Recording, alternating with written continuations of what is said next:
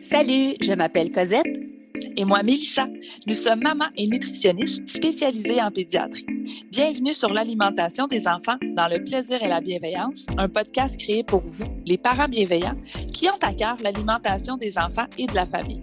Notre mission est de vous accompagner dans les défis qui peuvent parsemer le chemin de la découverte alimentaire. Seul ou en compagnie d'invités, nous partagerons trucs et conseils pratiques à déguster tout en étant sur la route, en train de plier une brassée ou en relaxant avec un bon café réchauffé. Avec nous, vous comprendrez le pourquoi du comment pour vous donner ou redonner confiance en vos approches parfaitement imparfaites pour permettre à vos enfants de devenir des mangeurs heureux, compétents, curieux, intuitifs et bien dans leur corps, une bouchée à la fois, dans le plaisir et la bienveillance. Bonne écoute!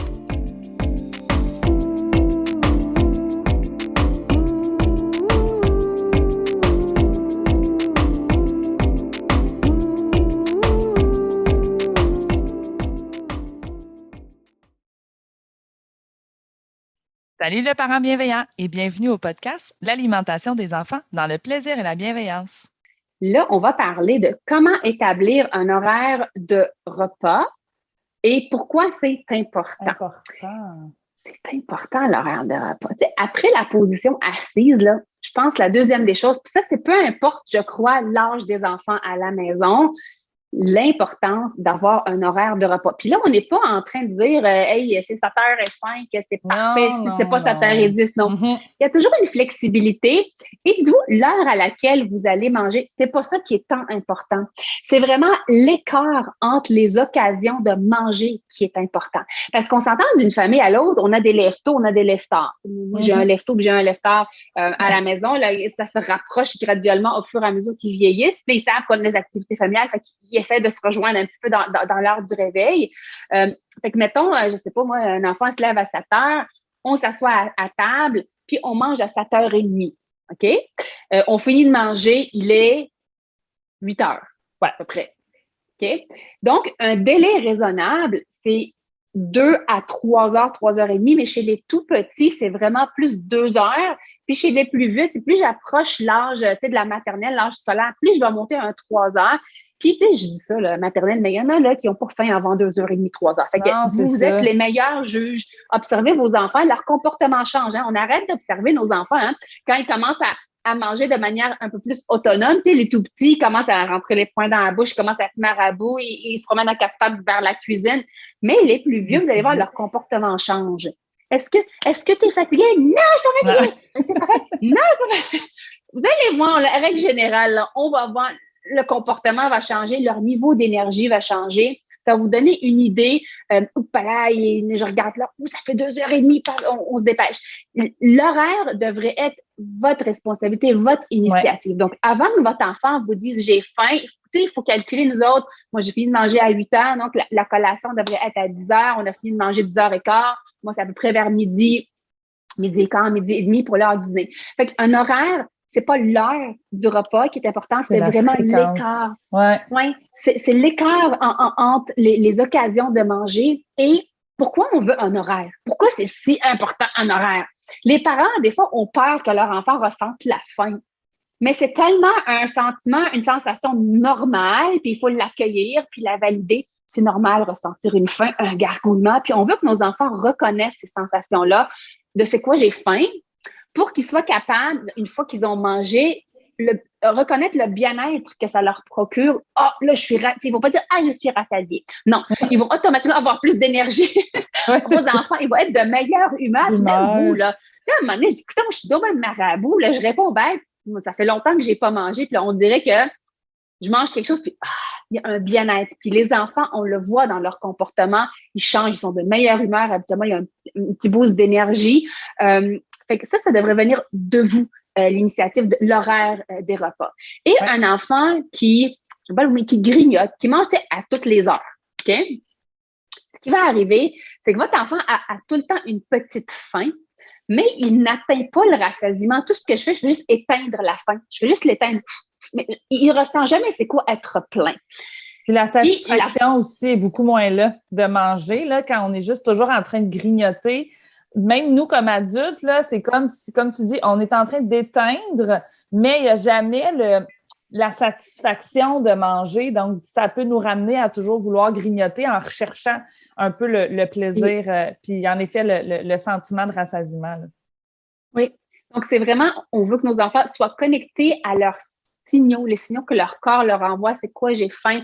C'est quoi je n'ai plus faim? Puis ça, ils vont l'apprendre. Tu sais, ils l'ont de manière innée lorsqu'ils sont bébés. Ça va se raffiner. Tu sais, on parle beaucoup d'alimentation intuitive, répondre à ses besoins. Mais, tu sais, ils sont pas mangeurs intuitifs à 1 an, vos enfants. C'est qu'ils ont la capacité de rester des mangeurs intuitifs et compétents parce qu'ils vont développer des compétences, nos enfants, mais ils ont besoin de nous. Donc, ils ont besoin d'un petit cadre pour dire, bon, c'est à peu près aux 2 heures. Puis, en vieillissant, c'est à peu près aux 2h30, 3 heures. Ça se peut qu'il y a des journées que votre enfant, il a été au parc, puis il a bougé pendant 1h30, puis là, il a faim, il a faim avant l'heure. C'est normal. Tu sais, on dit que c'est un cadre, c'est pas rigide. C'est flexible. Non. Le mot d'ordre, c'est toujours flexibilité. Ouais, OK? Vraiment, des fois, ils ont moins bien dormi. Ils sont plus fatigués, ils sont marabouts, on ne sait pas ce qu'ils ont. Ils ont faim, ils ont du d'heure. Le changement d'heure. Je ne sais pas s'il y en a qui vivent ça à la maison, que l'heure des repas, elle est exécrable, ils sont marabouts. Tu sais, changer 1 heure drastiquement, là, c'est pas tout le monde qui s'adapte. Moi, je peux vous dire, là, je touche du bois, mes enfants se sont adaptés comme si de rien n'était. Là, j'ai jamais eu à faire une transition par tranche de 15 minutes. Mais si vous suivez un petit peu Mélanie Bilodeau, là, dans sa dernière publication sur Instagram, qui parle du changement d'heure, ce qu'elle recommandait de le faire avant le changement d'heure, mais on peut le faire maintenant aussi après, si on l'a pas fait avant, c'est ajuster, pas l'heure du dodo, là, la routine au complet par petite tranche de 15 minutes. Tu sais, on la devance d'un petit 15 minutes. Fait que ça se peut que votre enfant, je sais pas, là, il est rendu 4 heures, puis il a faim, puis normalement, ben, pour lui, il est 5 heures. Ben, au lieu de dire, ben là, on mange tout à 4, ben, ça va être 4h15. Tu sais, graduellement, essayez de monter pour pas rendre votre enfant frustré. Il a réellement faim. Vous reconnaissez les signes de faim. En général, ils nous disent, ah là, il est marabout, mais là, c'est 1 heure trop tôt. Mais lui, il ne sait pas qu'il y a un changement d'heure. Puis, mais il s'en contrefiche, votre enfant, un changement d'heure. Il a faim là. Ouais. Il a faim là. Fait qu'on adapte vraiment la routine complète dans le sens que les siestes, le repas, le bain, le dodo le soir, par petite tranche de, tu sais, je dis 15 minutes, ça peut être 5 minutes, ça peut être 10 minutes. C'est là aussi notre tolérance. Là, tu sais, si l'entendre hurler, griller parce qu'il a faim pendant 15 minutes, c'est trop. On commence juste par un petit 5 minutes, puis graduellement, on va être capable d'y arriver. C'est beaucoup d'adaptation, puis l'enfant comprend pas c'est quoi. Mais c'est pas l'heure de manger, mais lui, ça gargouille, puis il a faim. Fait que c'est là où ça se passe. Fait qu'on adapte ça à peu près par tranche de 15 minutes, puis patience, compassion, autocompassion. Je sais que c'est pas facile pour les familles qui le vivent. Moi, je vis d'autres défis, mais ça, honnêtement, j'ai pas eu à le vivre. C'est comme si de rien n'était. Moi, mais c'est que le besoin, oui, exactement. Puis tu l'as dit, c'est parce que le besoin, il est là. Tu sais, des fois, on dirait que tout le monde, ouais, mais là, on a changé l'heure. Fait que là, on va tous s'affamer pour tout de suite s'adapter à la nouvelle heure. Mais en même temps, faites-la cette transition-là pour vous aussi. Ça va être plus agréable, puis ça va être beaucoup moins long. En fait, il va y avoir peut-être moins de chicanes et de chaos là, autour de l'heure du repas. Là. Oui.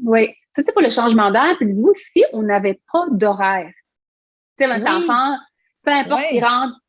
Est-ce que du jour au lendemain, journée 1, je vais être capable d'avoir un bel horaire? Non. Votre enfant. Imaginez-vous, là, je vous disais oui à toutes vos demandes. Puis du jour au lendemain, je décide de dire non. Bien, vous allez être frustré. Vous allez peut-être pas, encore une fois, faire une crise de bacon extra croustillante, mais votre enfant, c'est sa façon à lui de démontrer qu'il est mécontent, que ça fait pas son bonheur parce qu'on lui dit non puis on lui disait oui avant. Alors oui, votre enfant va être mécontent, puis est-ce qu'il faut éviter cette petite crise de dire « Oh non, pleure pas, je vais te donner de quoi manger. » Non. Allez-y encore une fois, pas, exemple, on mangeait à toutes les heures, allez-y pas automatiquement à 2 heures, on peut juste prolonger de 15 minutes, allez-y graduellement, puis on l'explique, ben là, c'est pas l'heure de manger, ben viens-t'en, on va aller regarder une bande dessinée, on va faire un casse-tête.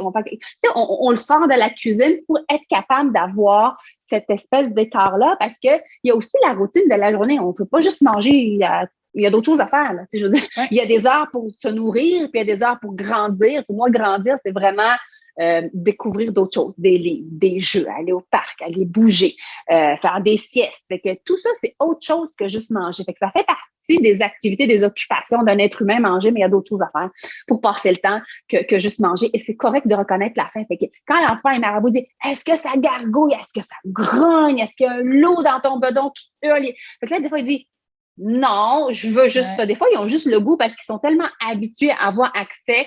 Ils sont habitués d'avoir accès facilement peut-être au garde-manger ou au tiroir où ce que vous mettez peut-être des collations. Puis ils sont toujours habitués à avoir le oui.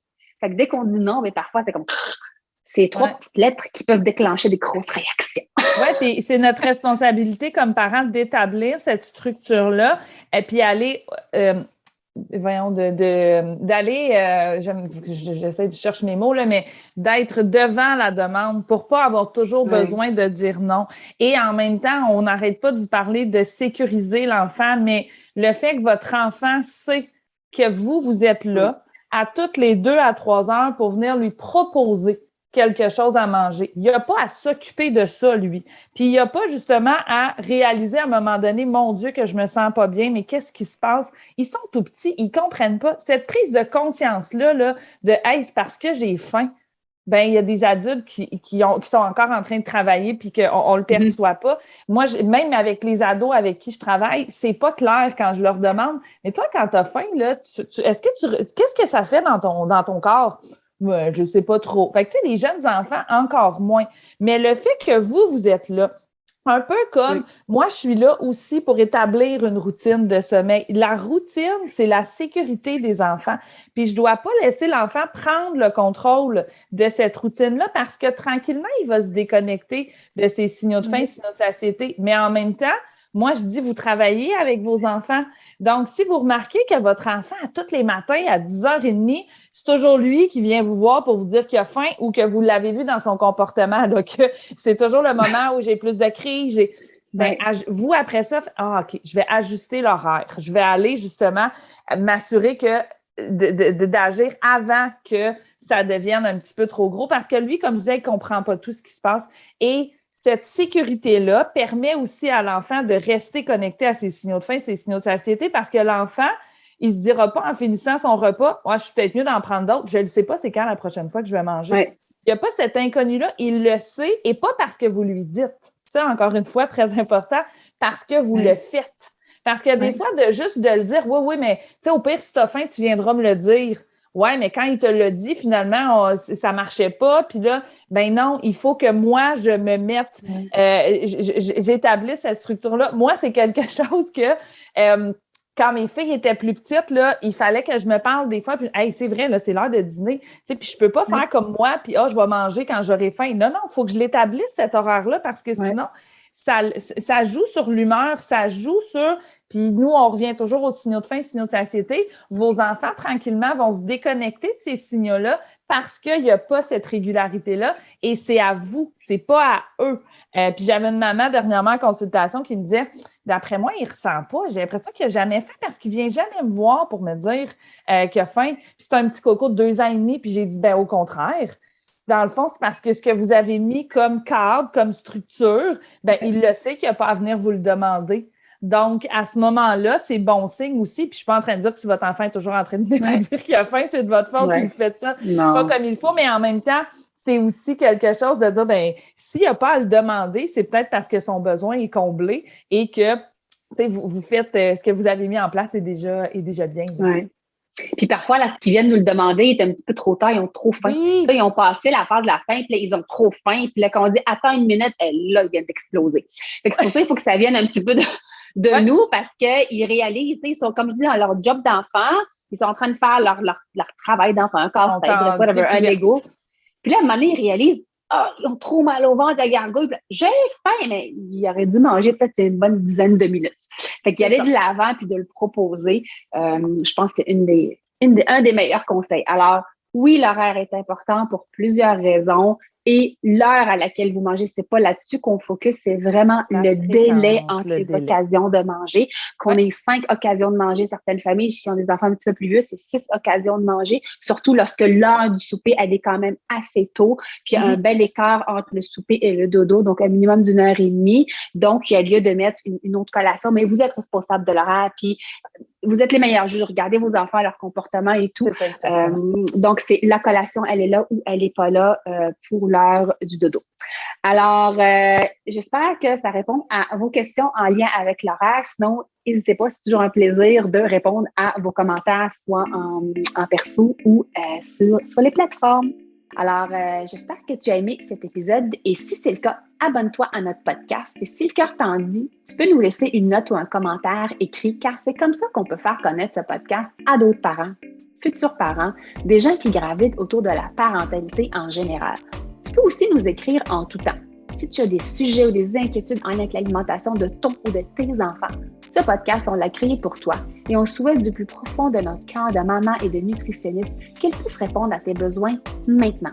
Merci tellement d'être là. On a déjà hâte au prochain épisode pour continuer de connecter avec toi et de jaser alimentation des enfants dans le plaisir et la bienveillance. Bye bye et à la prochaine. Bye Nell. Bye Coco!